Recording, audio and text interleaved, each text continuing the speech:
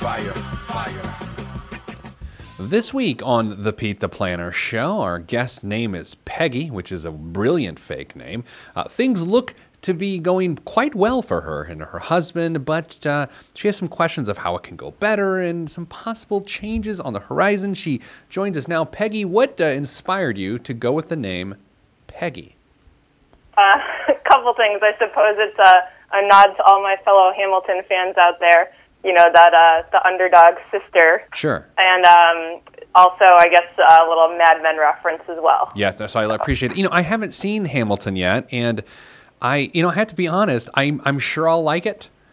But for some reason, I feel compelled to not like it. I don't know if this is I don't know, but it's amazing, right? Yeah. Have you listened to the soundtrack? No. I haven't seen it either. But Oh, no, see, I can't do a soundtrack without any context because I'm not smart enough. So I have to watch. Anyway, I've got a lot of complexities that'll never be solved. Peggy, what are we doing with you today? You're 30-something years old? Yes, I'm in my mid-30s. So at this point in my financial journey, you know, I've kind of been used to always having something to strive towards. You know, did the whole, graduated college, moved to a, bigger city for better jobs, paid off the student loans, bought a house, had kids, did some remodeling. And so now we're kind of at a point where, we're feeling pretty comfortable, but I still, I'm so used to having something to reach towards, and we don't really have that right now. So, I mean, we have bigger things, but nothing that's close enough to feel more concrete. So I guess I'm just looking for a little help focusing and kind of figuring out what to do from here. Ooh, I like that. All right, so Frank, let's punch up the numbers here. Let's see what we got. Wow, was that our new sound effect? I really like that. That was just like a computer sound. All right, now, there we go. All right, Peggy, 35, household income of $175,000, net monthly income of $8,100, long-term savings $336,000. You're putting $37.50 a month towards the long term, and you got $20,000 in the bank. Next screen, Frank. No debts. Your monthly mortgage payment's $1,900. You've got a 20-year mortgage. Man, things are good. Man, it's really comfortable stuff here. Yeah, I'm not used to that. Again, kind of been not that we've really struggled, but it's again the whole climbing thing started from very entry-level salaries with some debt and, just lots of good habits along the way, I think. So I'm kind of worried about the whole, lifestyle creep and making sure that our savings rate stays proportional to, how our salary has grown over the years. Are you suggesting you started from the bottom, now you're here? Exactly. Okay. Yes. Nicole, I was hoping to hear, a laugh through the wall there. I didn't get it. It's really disappointing. So, Peggy...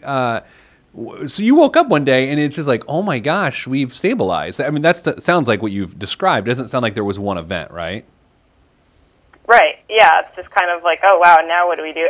Funny side note, because we've been maxing out our 401ks, and we hit the max at the end of last year, and so then that amount, stopped getting taken out. And at the end of the year, my husband's like, did we get a bonus? Why do we have so much money in our checking? And it's like, well, that's what it looks like without the 401k. So of the $175,000 of household income, whose is what? Who makes what? I would say my husband is about, Mr. Peggy is maybe 2/3 of that. Okay. No, I got to do that And math. so then, I'm the rest. Okay. And then do either of you, is it mainly base pay, that 175, or does that include any bonuses? I think that was just the base. So bonuses might be a few thousand on top of that. It's one of those things. I mean, it is. They're pretty consistent, but I also don't like to count on them. What, this is interesting. What's going on family-wise? You're Mr. Peggy. Are there any little Peggys? Yes, there's two, and they are both in daycare right now, but one of them is off to kindergarten later this year. So that was part of the thing is that, with that, it's going to be kind of like a minor windfall. Sure. Freeing that up. So I would like to have some kind of plan for that extra cash. That one's now easy. Before.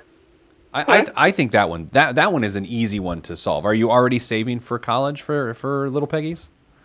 We are not a ton. I think we've been doing like $2,000 a year since they've been born, and now we're doing $150 a month each, just as of this year. All right, so, and you can tell me no, or this is a dumb idea, but this is generally what I like to do in this exact situation is always assign whatever the daycare cost is of a child, always to that child for their future care. So how much will be freed up in the fall when older young Peggy goes to kindergarten?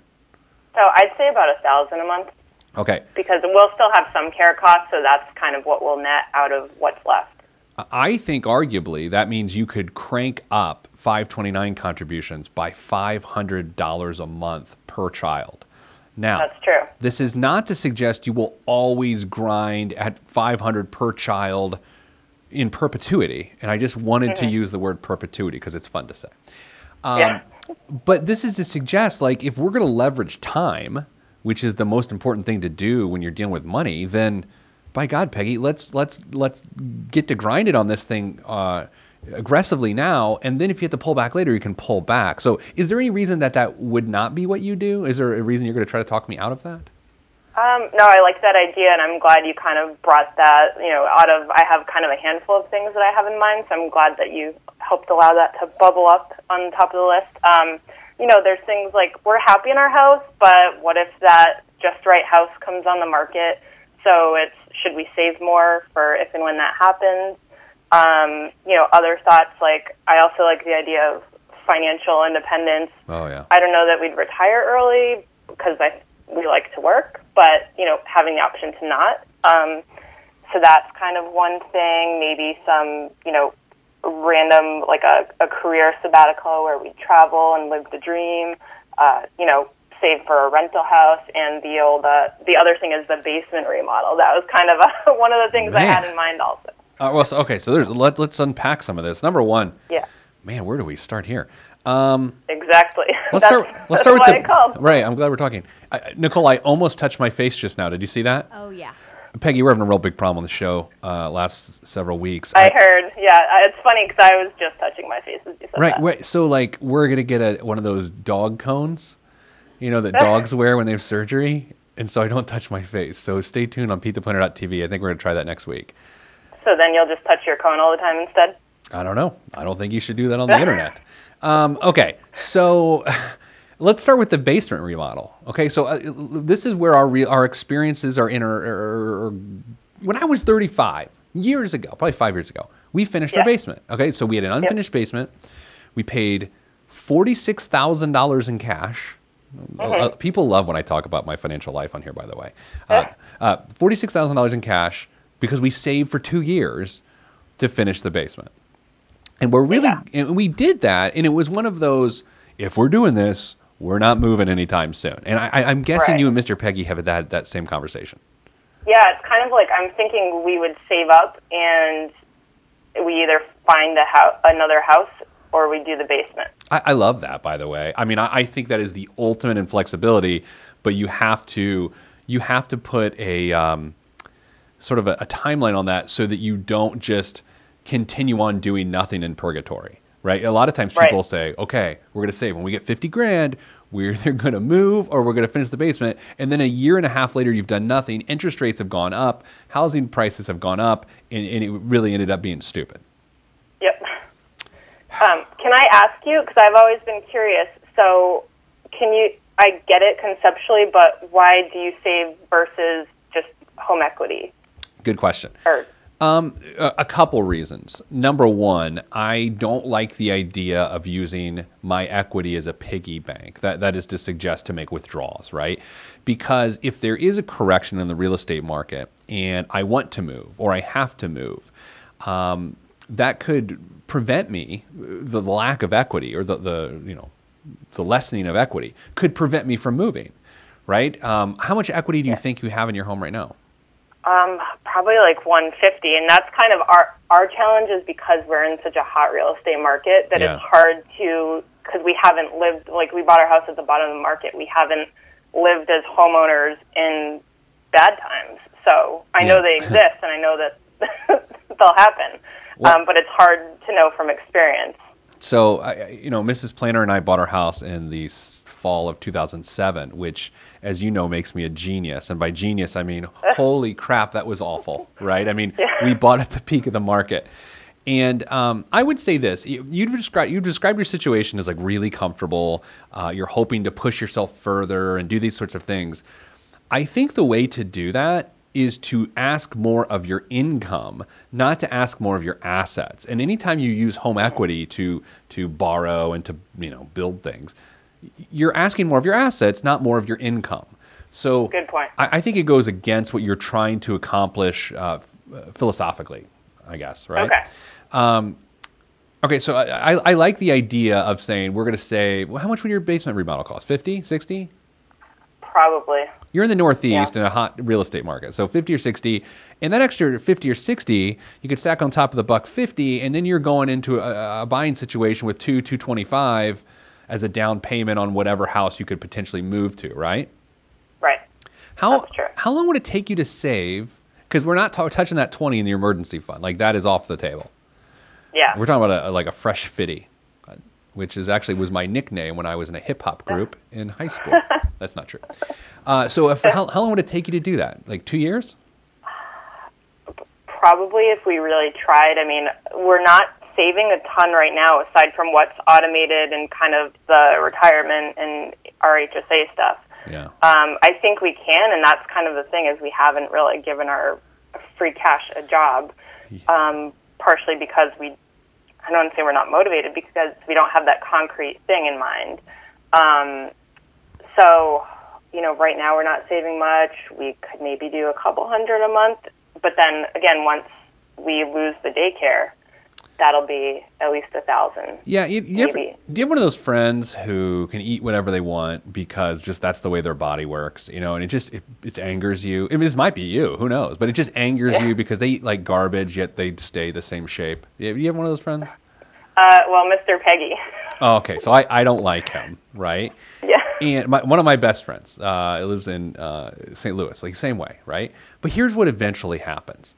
That catches up with that person, and at one point their body shifts, and because they do it the same way they've always done it, they get in trouble. And so this is the metaphor I'm going for here. Right now, you can eat whatever you want financially. Yeah. Whatever you want. At some point in time, you won't be able to, and it's going to suck, and there's going to be very little recourse. And so that's why I'm glad you're on the show, because we are trying to define, like, should we be putting another $500 a month away? And then how does that actually affect our lifestyle? Because you mentioned lifestyle creep.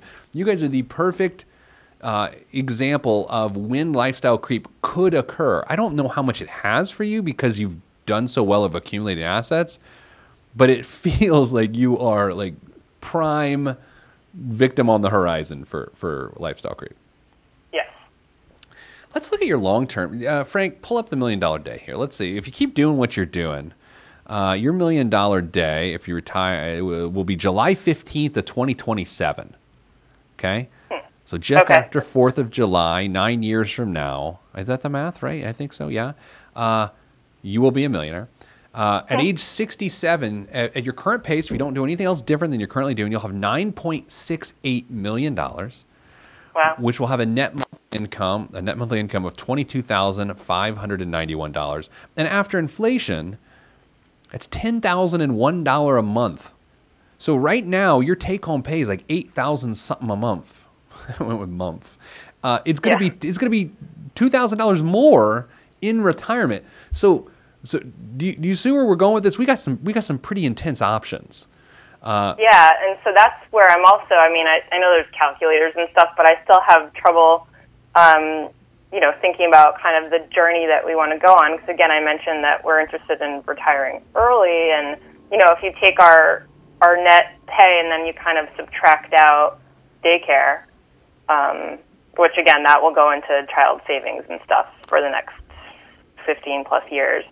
And ideally mortgage eventually. Yeah. Then we don't need that much. We got some big decisions to make, and this is why I'm so excited. I'm also excited to break some news live right here on this show. I just received an email from Money Magazine, and I have been offered a 1-year subscription for just $14.95. I mean, can you imagine that? I mean, it's my lucky day. Can you imagine how much joy that would bring for me to read someone else's financial writing for just $14 a year? Thank you, Money Magazine. Sorry, Peggy. That was condescending, but it was meant to be. Okay, Peggy, here's what we got to decide. I think doing it the way you're doing it now from a long-term perspective, that seems harsh. What was I about to say? It doesn't make a lot of sense. Like, I don't think having $2,000 more a month at age 67 in today's dollars that you have now, what's the benefit of that? Your lifestyle is already comfortable now. Your other obligations would be gone by then, and you have more money? Like, why the hell would you want to do that? Yeah. Well, I guess, to give it away, but... Sure. And I think also stop working and do better things sooner. Okay, so that's where we're going next, right? Okay, so I think we've either got to... I can't believe am I about to tell someone to stop saving so much for retirement? What's about to happen here? I think so. Oh my God, it feels that way. I'm nervous, sweaty. So let's look at it from the different perspective before we tell you what to do. What could wreck this whole thing? Like what could mess you up? I think it's if you had huge lending costs and you had to borrow a lot of money for little Peggy's educations because you did not save enough for them now, and they capped out the amount of student loans that they could take on, and you were forced in your 50s, I presume, to have to take on that debt for them prior to retirement. That would mess you up bad. Okay.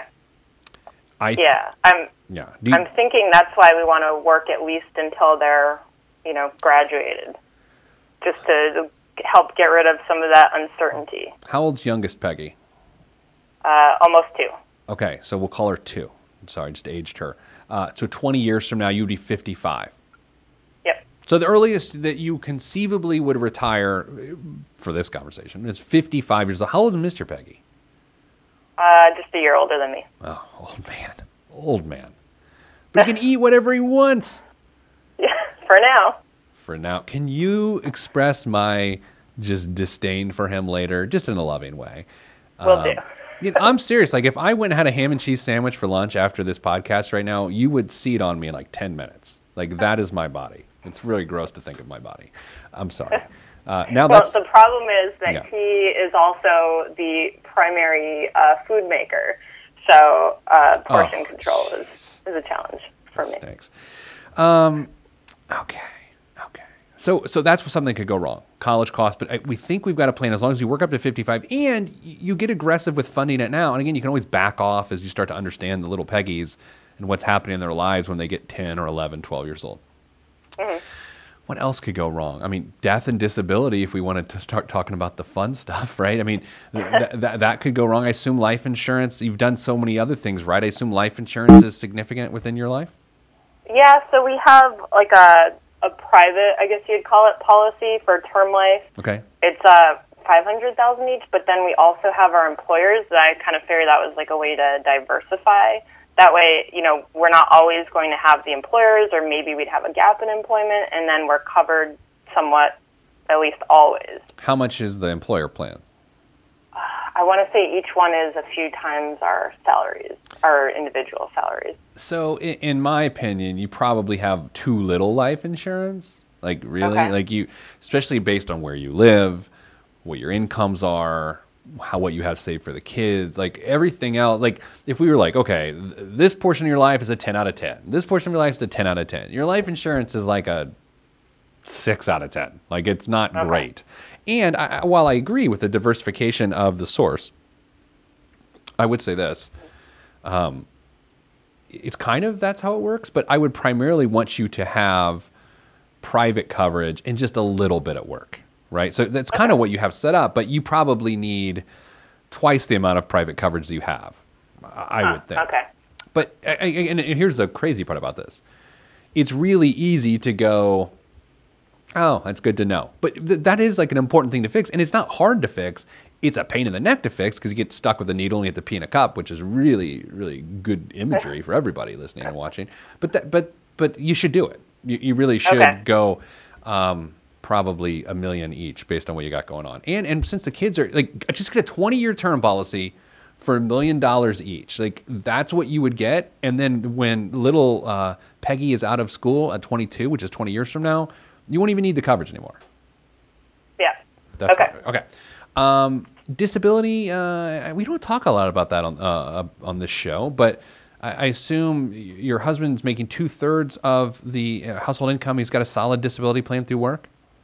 Yeah, I don't know the exact terms, but it's kind of whatever the standard corporate stuff they do. Then it's 60% of his take-home pay, or 60% of his pay, in the event that he's goes disability. Okay, so that the death and disability we've covered. We've covered kids going to college and not being able to pay for it. What else could? How about job loss? Do you worry about job loss for either of you? Either of you in an industry that could be an issue? I don't think so. I think we've got pretty broad, diverse skill sets, and yeah, I think that's not really a concern. I do not have broad or diverse skill sets. Just since we're being very transparent on these shows these days. Okay. So I feel okay. So now we're back to what could go wrong, and then how does that relate to what we're trying to do? I think you either move up your retirement goal to say age 55, which let me tell you what that does. So that's 20 years from now. I'm going on the fly here, Nicole. I'm going on the fly. Look at you. Thank you. Thank you. Okay, so you would have, at 20 years from now, you would have $3 million. So your husband would be 56.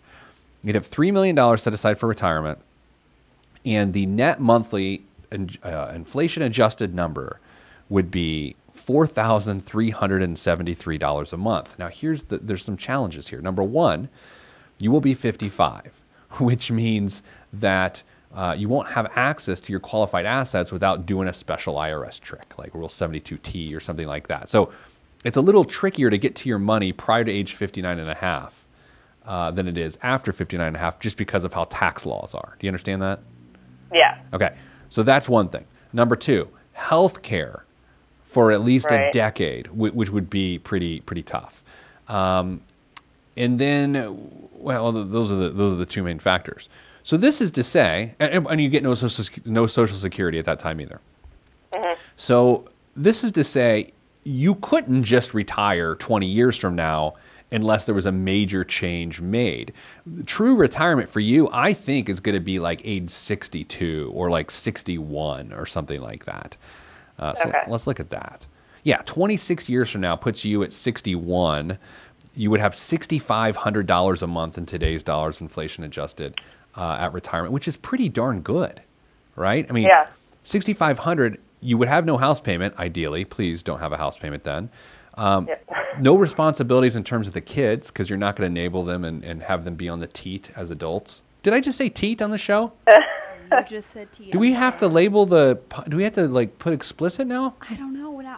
Is teat bad? It's an agricultural term, right? It is. There it is. There we go. Sorry, I'm very out of sorts. So yeah, 61 is an amazing goal.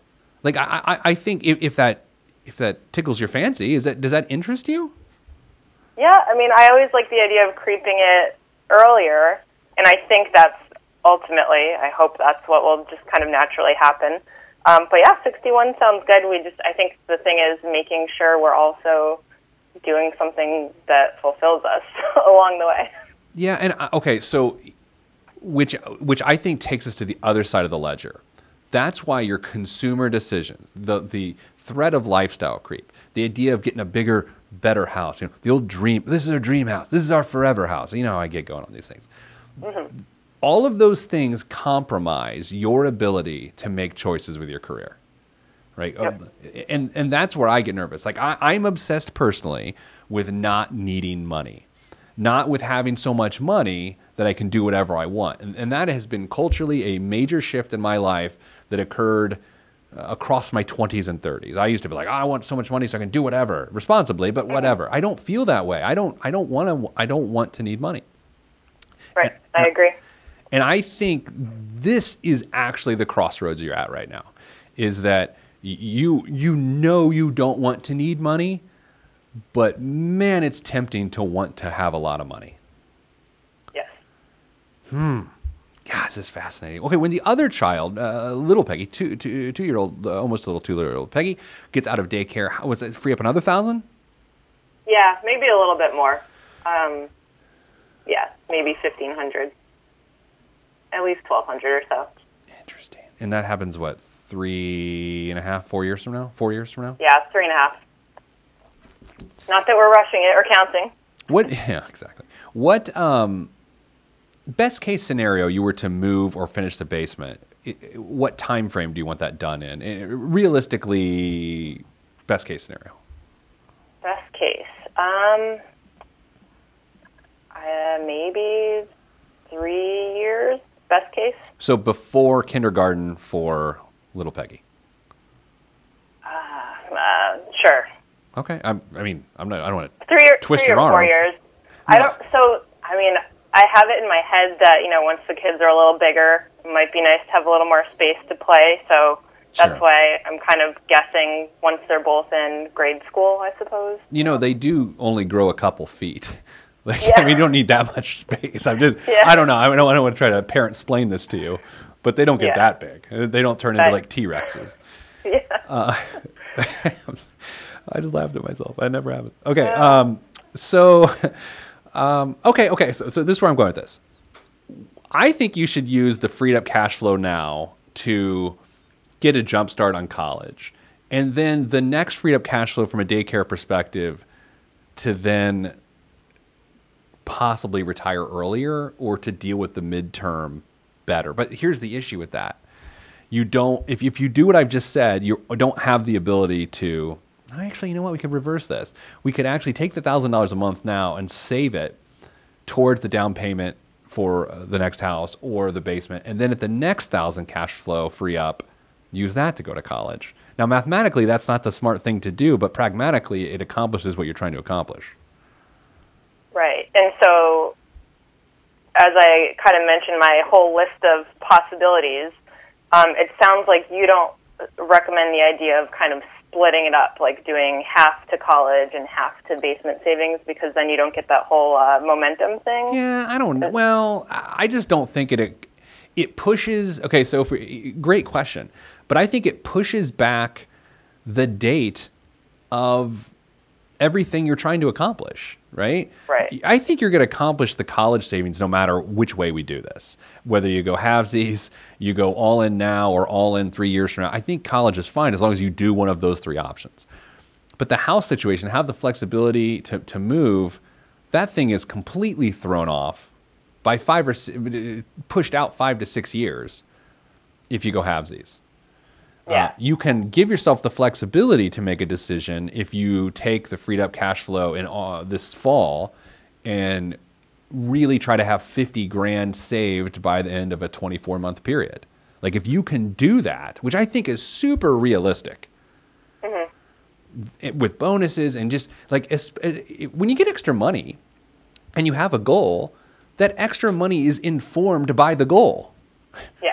Right? Like, that's what I don't have right now is, well, the goal. So okay, I will say technically what I've just told you to do doesn't make as much sense as saving for college first, but pragmatically, it's what I would tell you to do. And I think probably what I would end up doing would be to use this first cash flow increase to bring you housing flexibility and use the next cash flow increase 3 years from now to solidify college planning. Okay. I like it. There's another risk.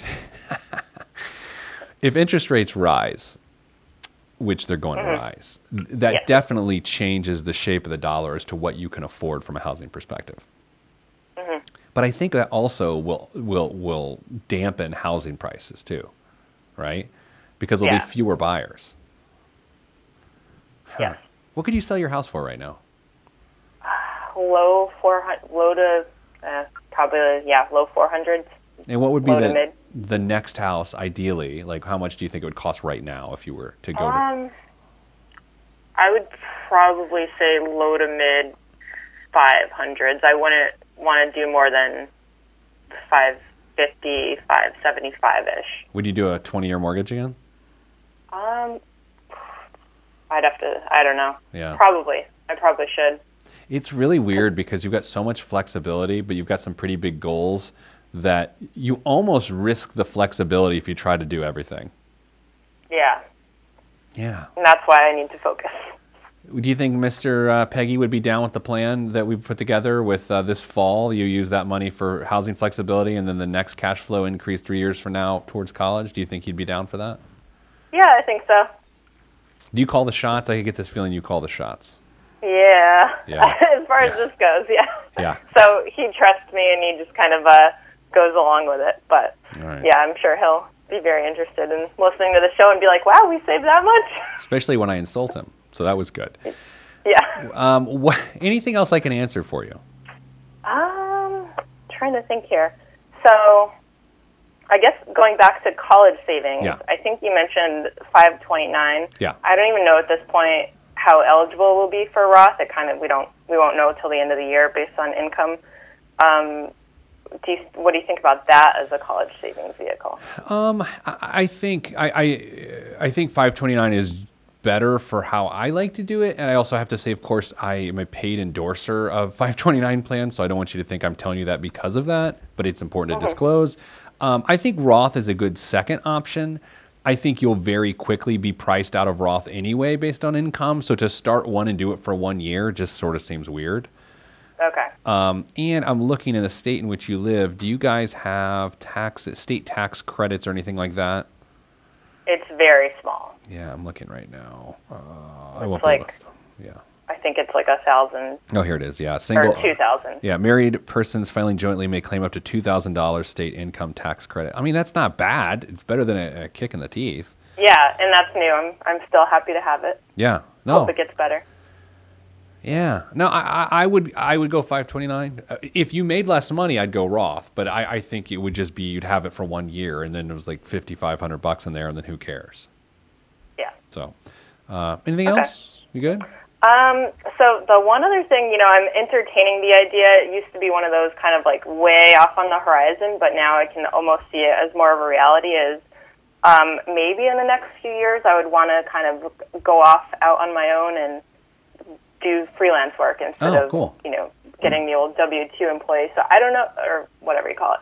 I don't know if you have any general guidance as far as, I don't know, just how to start learning about that. I mean, I know there's the whole side gig route, but just in terms of like business guidance, tax stuff, whatever, anything to keep in mind there? I always think that you can use this time to test the model, right? To side gig a little bit, not for the money, not to steal the client later, but just to see if you like it, right? Because working for someone else and using a skill is much different than working for yourself and using the same skill.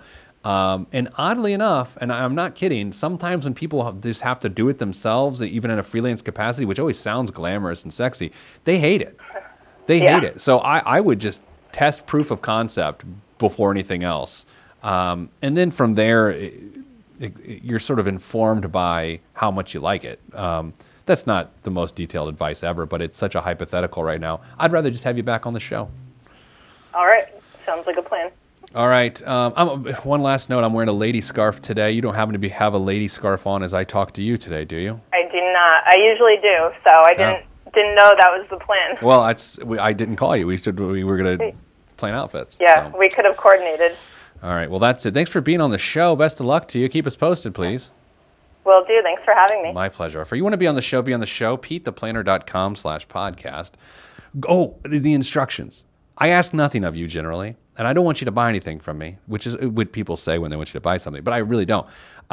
Subscribe to the show at PeteThePlanner.tv. Go to PeteThePlanner.tv, click the subscribe button, and subscribe to the show. Comment on the show, the videos. Go to iTunes and subscribe, but more importantly, leave us a review, preferably 5 stars. And then say comments, things like, well, nice lady scarf, Palio. Do those things. I'm done for today. I'm going to stop talking. So show's over. You go do what you need to do. I'm going to go have some lunch. Goodbye.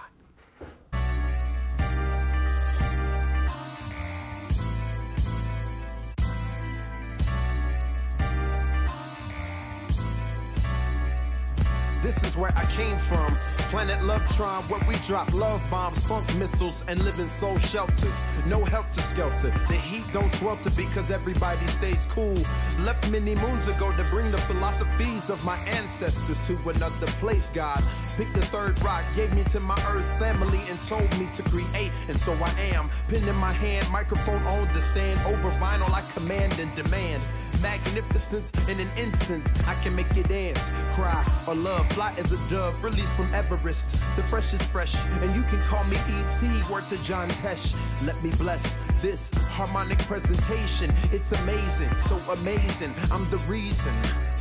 Salutations, I bring you Lovetron greetings from a faraway land. I am the soul controller. Put the remote down and let me take control. You're now a part of my zone, so enjoy yourself. Lovetron can restore your health. I bring you greetings, salutations. How you doing? And is that how y'all say it? The tinkling of the keys is an homage to the little star. I sojourn over poetic descriptions of sound and travel to my other world. Out of this world, spaceship on my arm took me home, fueled by the ink and the megabytes and the hypertext transfer protocol, stronger than the Skynet and the Terminator. I push faders into warp speed, glide with ease, creating a breeze they call a black hole. Event horizon, no rear view concerns. This I adjourn, in beats I burn. This I adjourn, in beats I burn. Salutations, I bring you Lovetron greetings from a faraway land. I am the soul controller. Put the remote down and let me take control. You're now a part of my zone, so enjoy yourself. Lovetron can restore your health. I bring you greetings, salutations. How you doing? And is that how y'all say it?